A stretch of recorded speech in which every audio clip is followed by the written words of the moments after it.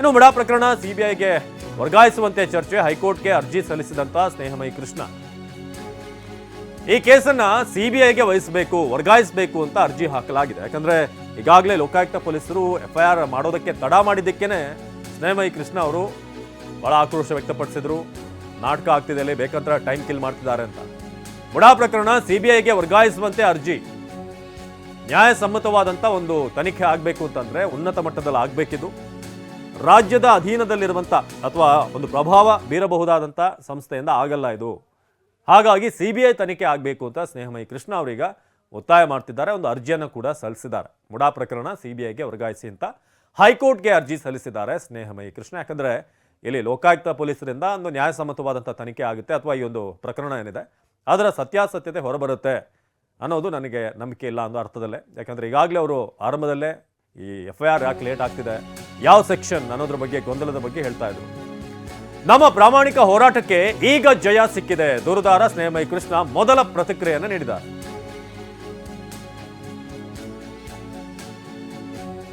ಹೋರಾಟಕ್ಕೆ ಜಯ ಸಿಗುತ್ತೆ ಅನ್ನೋದಕ್ಕೆ ಇದೇ ನಿದರ್ಶನ ಅಂತ ಹೇಳಿದ್ದಾರೆ. ಸಾಮಾನ್ಯ ಪ್ರಜ್ಞೆಯಿಂದ ಸಿಎಂ ವಿರುದ್ಧ ಹೋರಾಟ, ಸಾಮಾನ್ಯ ಪ್ರಜೆ ಮಾಡ್ತಿರುವಂತಹ ಹೋರಾಟ ಇದು. ಭ್ರಷ್ಟ ಸಿಎಂಗೆ ಶಿಕ್ಷೆ ಕೊಡಿಸಬಹುದು ಎಂಬುದಕ್ಕೆ ಇದು ಉದಾಹರಣೆ ಅಂತ ಹೇಳಿದ್ದಾರೆ. ಜನತೆ ಇಂಥ ಭ್ರಷ್ಟಾಚಾರ ಅಕ್ರಮಗಳನ್ನು ತಡೆಗಟ್ಟಬೇಕು. ಲೋಕಾ ಎಸ್ಪಿ ಉದೇಶ್ ವಿರುದ್ಧ ಕಾನೂನು ಹೋರಾಟ, ಎಸ್ಪಿ ಕೋರ್ಟ್ ಆದೇಶಕ್ಕೆ ಪೂರಕವಾಗಿ ನಡೆದುಕೊಂಡಿಲ್ಲ, ನಾನು ಅವರ ವಿರುದ್ಧ ಕೂಡ ಕಾನೂನು ಹೋರಾಟ ಮಾಡ್ತೀನಿ ಅಂತ ಸ್ನೇಹಮಯಿ ಕೃಷ್ಣ ಹೇಳಿದ್ದಾರೆ. ಬನ್ನಿ ಹಾಗಾದ್ರೆ ಎಫ್ಐಆರ್ ದಾಖಲಾಗಿರೋ ಬಗ್ಗೆ ಇನ್ನು ಉದೇಶ್ ಅವರು, ಎಸ್ಪಿ ಉದೇಶ್ ಅವರು ತಡ ಮಾಡಿದ್ರು ಅನ್ನೋ ವಿಚಾರಕ್ಕೆ ಸಂಬಂಧಪಟ್ಟ ಹಾಗೆ ಕೂಡ ಕೃಷ್ಣ ಅವರು ಮಾತನಾಡಿದ್ದಾರೆ. ಬನ್ನಿ ನೋಡೋಣ. ಅವರು ಎಫ್ಐಆರ್ ದಾಖಲು ಮಾಡದೆ ಭಾಳ ನಾಟಕಗಳನ್ನ ಆಡ್ತಿದ್ರು. ನಾನು ಹೀಗಾಗಿ ಇವತ್ತು ಬೆಳಗ್ಗೆ ಮಾಧ್ಯಮದ ಮುಂದೆ ಸ್ವಲ್ಪ ತೀವ್ರ ಇದಾಗಿ ಮಾತಾಡಿದೆ. ಸೊ ಬಹುಶಃ ಈ ಕಾರಣದಿಂದ ಮೇಲಾಧಿಕಾರಿಗಳವ್ರಿಗೆ ಒತ್ತಡ ಬಂದಿರಬೇಕು. ಸೊ ಈ ಕಾರಣದಿಂದ ಈಗ ಎಫ್ಐಆರ್ ದಾಖಲು ಮಾಡಿದರೆ ಸೊ ನಮ್ಮ ಹೋರಾಟಕ್ಕೆ ಮತ್ತೊಂದು ಜಯ ಸಿಕ್ಕಂತಾಗಿದೆ. ನಮ್ಮ ಪ್ರಾಮಾಣಿಕ ಹೋರಾಟಕ್ಕೆ ಯಾವತ್ತೂ ಜಯ ಸಿಗುತ್ತೆ ಅನ್ನೋಕ್ಕೆ ಇದೊಂದು ಉದಾಹರಣೆ. ಒಬ್ಬ ರಾಜ್ಯದ ಮುಖ್ಯಮಂತ್ರಿ ವಿರುದ್ಧ ಒಬ್ಬ ಜನಸಾಮಾನ್ಯ ಕೂಡ ಹೋರಾಟ ಮಾಡಿ ಒಬ್ಬ ಭ್ರಷ್ಟ ಮುಖ್ಯಮಂತ್ರಿಗೆ ಶಿಕ್ಷೆ ಕೊಡಿಸ್ಬೋದು ಅನ್ನೋದಕ್ಕೆ ಇದೊಂದು ಪ್ರಕರಣ ಉದಾಹರಣೆ ಆಗಿದೆ.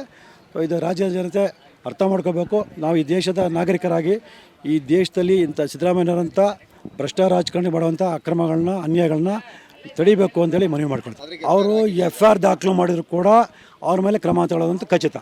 ಯಾಕೆಂದರೆ ಅವರು ಪ್ರಾಮಾಣಿಕವಾಗಿ ನ್ಯಾಯಾಲಯದ ಆದೇಶಕ್ಕೆ ಪೂರಕವಾಗಿ ಮಾಡಿಲ್ಲ. ಸೊ ನಮ್ಮ ಒಂದು ಮಾತಿನ ಇದಕ್ಕೆ ಬಹುಶಃ ಮೇಲಾಧಿಕಾರಿಗಳ ಒತ್ತಡಕ್ಕೆ ಅವ್ರು ಒಳಗಾಗಿದ್ದಾರೆ. ಅದು ಇದುವರೆಗೂ ಅವ್ರಿಗೇನು ಕಾನೂನು ಬಾಹಿರವಾಗಿ ನಡ್ಕೊಂಡಿದ್ರೆ ಅದಕ್ಕೆ ಸಂಬಂಧಪಟ್ಟಾಗ ಅವ್ರಿಗೆ ಶಿಕ್ಷೆ ಕೊಡಿಸೋದು ಖಚಿತ. ಸರ್ ಅದನ್ನೇ ಸರ್, ಅದು ಈಗಾಗಲೇ ನೀವೆಲ್ಲ ಗಮನಿಸಿದ್ದೀರಾ, ಅವರು ಒಂದೊಂದು ಸಮಯದಲ್ಲಿ ಅವರು ಒಂದೊಂದು ರೀತಿ ವರ್ತಿಸ್ತಾ ಇದ್ದಾರೆ. ಅದೇ ಬೇರೆ ರಾಜಕಾರಣಿಗಳ ಮೇಲೆ ಈ ಥರ ಎಫ್ಐಆರ್ ದಾಖಲು ಮಾಡೋ ಸಂದರ್ಭದಲ್ಲಿ ಪ್ರಾಮಾಣಿಕ ತನಿಖೆ ಮಾಡಬೇಕು, ಕೈಲಿ ಅಧಿಕಾರ ಕೆಳಗಿಳಿಯಬೇಕು, ಹಾಗೆಂತ ದೊಡ್ಡ ದೊಡ್ಡ ಮಾತಾಡಿದ ವ್ಯಕ್ತಿ ಇವತ್ತು ತಮ್ಮ ವಿರುದ್ಧನೇ ದೂರು ದಾಖಲಾದಾಗ ಉಲ್ಟಾ ಹೊಡಿತಾ ಇದ್ದಾರೆ. ಸೊ ರಾಜ್ಯದ ಜನತೆ ಇದನ್ನು ಗಮನಿಸಬೇಕು. ಒಂದು ಮುಖ್ಯಮಂತ್ರಿ ಸ್ಥಾನಕ್ಕೆ ಅದೇ ಆದ ಗೌರವ ಇದೆ. ಆ ಸ್ಥಾನಕ್ಕೆ ಗೌರವ ಕೊಡೋ ನಿಟ್ಟಿನವರು ನೈತಿಕತೆ ಹೊಣೆ ಹೊತ್ತು ಆ ಸ್ಥಾನಕ್ಕೆ ಗೌರವ ಕಾಪಾಡೋ ನಿಟ್ಟಿನಲ್ಲಿ ಅವ್ರು ರಾಜೀನಾಮೆ ಕೊಡೋದು ಅಗತ್ಯ ಇದೆ ಅಂತ ನನ್ನ ಅಭಿಪ್ರಾಯ. ಸೊ ರಾಜ್ಯ ಜನತೆ ಈ ನಿಟ್ಟಿನಲ್ಲೇ ಅವ್ರ ವಿರುದ್ಧ ಈ ಬಗ್ಗೆ ಒತ್ತಾಯ ಮಾಡಬೇಕು ಅಂತೇಳಿ ಮನವಿ ಮಾಡ್ಕೊಳ್ತಾರೆ. ಪ್ರಾರಂಭಿಕ ಹಂತದಲ್ಲೇ ಒಂದು ಪ್ರಕರಣ ದಾಖಲು ಮಾಡೋದಕ್ಕೆ ಇವರು ಇಷ್ಟೊಂದು ಆಟ ಆಡಿದ್ದಾರೆ ಅಂತಂದರೆ ಇವರು ನಿಜವಾಗ್ಲೂ ಮತ್ತು ಅದಕ್ಕಿಂತ ಮುಖ್ಯವಾಗಿ ಒಂದು ಮೊಬೈಲ್ ಫೋನ್ಗೆ ಎದುರ್ಕೊಳ್ಳೋಂಥ ಪೊಲೀಸ್ SP, ಒಂದು ಮೊಬೈಲ್ ಫೋನ್ಗೆ ಎದುರ್ಕೊಳ್ಳೋ ವ್ಯಕ್ತಿ ನಿಜವಾಗ್ಲೂ ಒಬ್ಬ ಮುಖ್ಯಮಂತ್ರಿ ವಿರುದ್ಧ ಪ್ರಾಮಾಣಿಕ ತನಿಖೆ ಮಾಡಿ ಸತ್ಯನ ಎತ್ತಿಡಿದ್ರೆ ನಮಗೆ ಇಡೋಕ್ಕಾಗ್ತಾ ಇಲ್ಲಿ ಖಂಡಿತವಾಗ್ಲೂ ಇಲ್ಲ. ಹಾಗಾಗಿ ಈ ಪ್ರಕರಣ CBI ಕೊಡಿಸೋದಂತ ಖಚಿತ.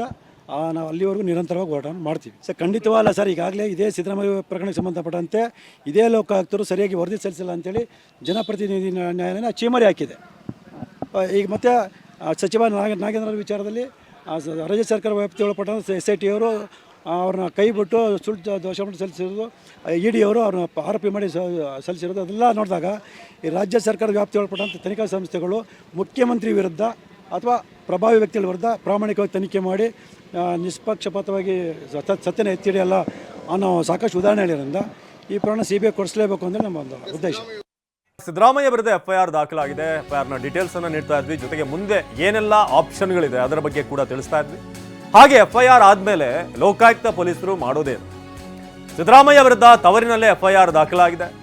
ಮುಡಾ ಹಗರಣ ಕೇಸ್ನಲ್ಲಿ ಸಿದ್ದರಾಮಯ್ಯ A1, CM ಸಿದ್ದರಾಮಯ್ಯ ಪತ್ನಿ ಪಾರ್ವತಿ ಅವರು A2, ಸಿದ್ದರಾಮಯ್ಯ ಬಾಮೈದ ಮಲ್ಲಿಕಾರ್ಜುನ ಸ್ವಾಮಿ A3, ಹಾಗೆ ಭೂಮಾಲೀಕ ದೇವರಾಜು A4 ಅಂತ ಎಫ್ಐಆರ್ನಲ್ಲಿ ಉಲ್ಲೇಖ ಮಾಡಲಾಗಿದೆ. ಸಿದ್ದರಾಮಯ್ಯ ಬಾಮೈದ ಮಲ್ಲಿಕಾರ್ಜುನ ಸ್ವಾಮಿ A3, ಭೂಮಾಲೀಕ ದೇವರಾಜು A4 ಇದೆಲ್ಲವೂ ಕೂಡ ಎಫ್ಐಆರ್ನಲ್ಲಿ ಉಲ್ಲೇಖ ಆಗಿರುವಂತಹ ಅಂಶಗಳು. ಸಿದ್ದರಾಮಯ್ಯ ಕುಟುಂಬಕ್ಕೆ ಮುಡಾ ಮಹಾಸಂಕಷ್ಟ ಈಗ ಆವರಿಸಿಕೊಂಡಿರೋದು. ನ್ಯಾಯಾಲಯದ ಆದೇಶದ ಪ್ರಕಾರ ಸಿಎಂ ವಿರುದ್ಧ ಎಫ್ಐಆರ್ ದಾಖಲಾಗಿದೆ. ನ್ಯಾಯಾಲಯ ಯಾವೆಲ್ಲ ಸೆಕ್ಷನ್ಗಳ ಅಡಿಯಲ್ಲಿ ಸೂಚನೆ ಕೊಟ್ಟಿದೆ ಅದರ ಅಡಿಯಲ್ಲೇ ಈಗ ಎಫ್ಐಆರ್ ಅನ್ನ ದಾಖಲು ಮಾಡಲಾಗಿದೆ. ಸೊ ನಿಮಗೆ ಸೆಕ್ಷನ್ ಸಮೇತ ಮಾಹಿತಿಯನ್ನು ನೀಡ್ತಾ ಇದ್ದೀವಿ. IPC ಸೆಕ್ಷನ್ 426 ಅಡಿಯಲ್ಲಿ ವಂಚನೆ ಪ್ರಕರಣ,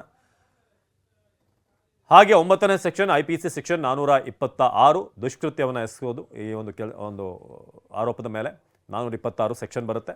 ಹಾಗೆ IPC ಸೆಕ್ಷನ್ 465 465 ಅಡಿಯಲ್ಲಿ ಫೋರ್ಜರಿ ಆ ಒಂದು ಸೆಕ್ಷನ್ ಅನ್ನು ಕೂಡ ಹಾಕಲಾಗಿದೆ.